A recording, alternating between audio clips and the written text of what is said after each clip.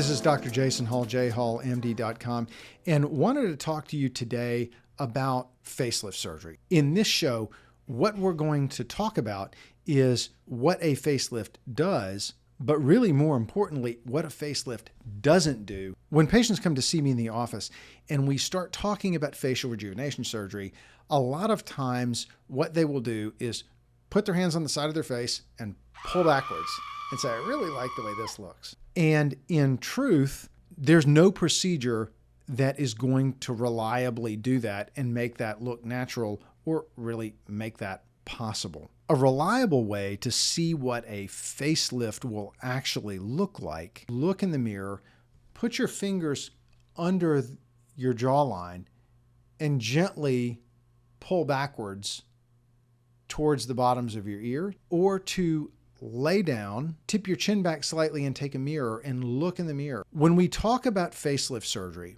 what a facelift does and where a facelift works is if you draw a line from your nostril to your ear, everything between that line and your collarbones is what a facelift is designed to improve.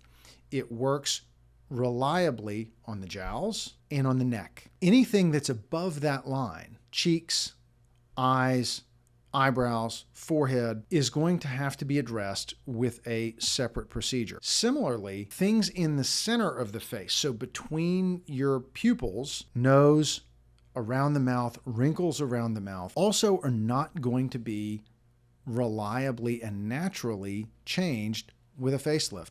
A lot of patients, when they put their hands on their face and pull backwards, see their skin of their cheeks around their mouth flattening out and smoothing out, and facelift surgery doesn't do that.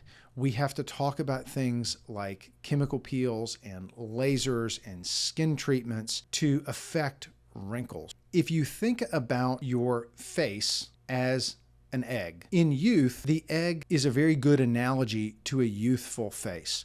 You have a heart-shaped chin and you're wider at your cheeks. With time, that egg flips over. And so the widest part of that egg is at the bottom. What that looks like in real life, as gravity takes over, the skin starts to sag, volume is lost in the face, the muscles of the face start to sag. What a facelift does is we try and establish that upside down or inverted egg shape of youth. Where patients can go astray, and this is where we see a lot of sort of unusual, unnatural looks with injectable fillers, is that injectors, who are a lot of them well-intentioned, will try and recreate that heart shape by filling up in the cheeks, claiming that their filler is going to lift. And filler just, it drives me crazy. Filler doesn't lift anything. It fills.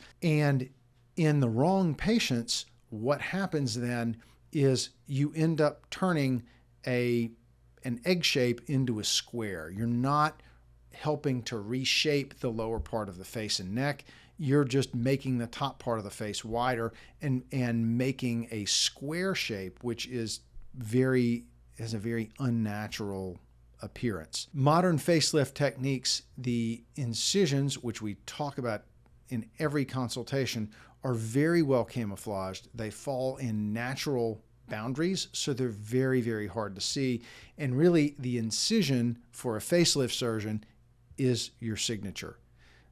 These incisions are difficult to see at 3, 4, 5 weeks after surgery, and 6 months to a year later are and should be very, very difficult to see. Incisions are typically hidden around the hairline and the sideburn, follow very closely the contours of the ear, around the ear, back up, and then down in the hairline. In facelift patients, a smaller incision underneath the chin is used to help tighten the platysma muscle, which is a kind of an apron of muscle which goes from your lower jaw down to your collarbones and is responsible for this neck banding. It's very difficult or impossible to really eliminate neck banding without doing a platysmoplasty or tightening that neck muscle. Now, there's a lot of talk about mini facelifts and short facelifts you can do in an hour in the office with local anesthesia, and you're back at work the next day. And can those be done? Yes. I don't do them primarily because they're quick procedures that offer minimal recovery and really don't offer good long-term results. Within 6 months, things have started to sag already, and you really don't get what you pay for. For those patients, that's where we can talk about some non-surgical things.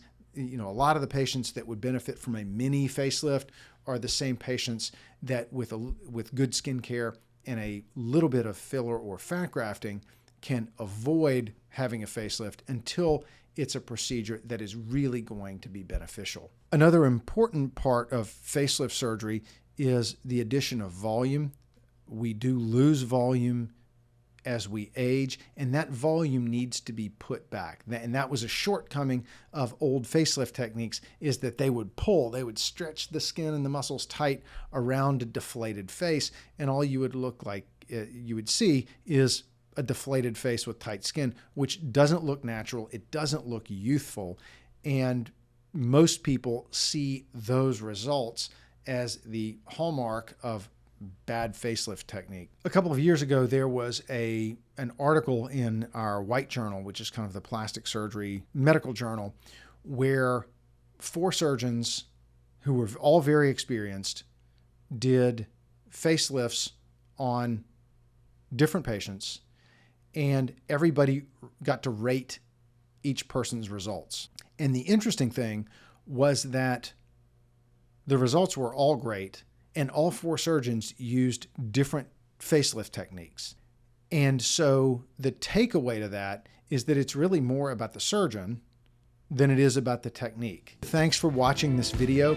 If you are looking for more great content like this, please click on the link up here to subscribe for all of our weekly video. We're always looking for topic suggestions, so if you have something you'd like me to discuss, please leave a comment below or shoot us an email, info@drjasonhall.com. Thanks, and we'll see you again soon.